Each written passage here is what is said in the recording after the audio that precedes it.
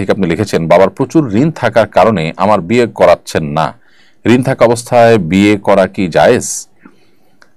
যদি আমি জেনা থেকে বাঁচতে গোপনে বিয়ে করি, সেটা কি বিয়ে বলে গণ্য হবে?